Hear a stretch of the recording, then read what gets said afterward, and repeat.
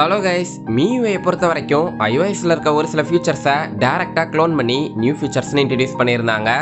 எக்ஸாம்பிளுக்கு இப்போ ரீசெண்டாக வந்த நியூ விஜெட் செக்ஷனாக இருக்கட்டும், ஹோம் ஸ்க்ரீனில் இருக்க ஐகான்ஸ், கண்ட்ரோல் சென்டரோட நியூ ஸ்டைல், இது எல்லாமே பார்க்கறதுக்கு லைக் ஐஃபோன்ஸில் இருக்க மாதிரியே இருக்கும்.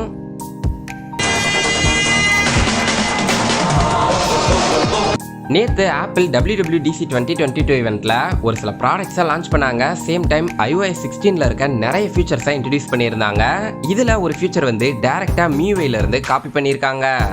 iOS 16ஓட LockScreen வால்பேப்பர்ல எர்த்தன் 3ஓட டைனமிக் வால்பேப்பர்ஸ் வந்து கொடுத்துருக்காங்க. இது வந்து பார்க்கறதுக்கு எப்படி இருக்கு, லைக் Miui 12ஓட சூப்பர் வால்பேப்பர்ஸ் ஃபீச்சர் மாதிரியே இருக்கா? ஸோ இதை பத்தி நீங்க என்ன நினைக்கிறீங்கன்னு கமெண்ட்ஸ்ல சொல்லுங்க. அண்ட் மறக்காம நம்ம சேனலை சப்ஸ்கிரைப் பண்ணிருங்க. அண்ட் இப்போ தான் இவங்க எர்த்தை இன்ட்ரடியூஸ் பண்ணியிருக்காங்க.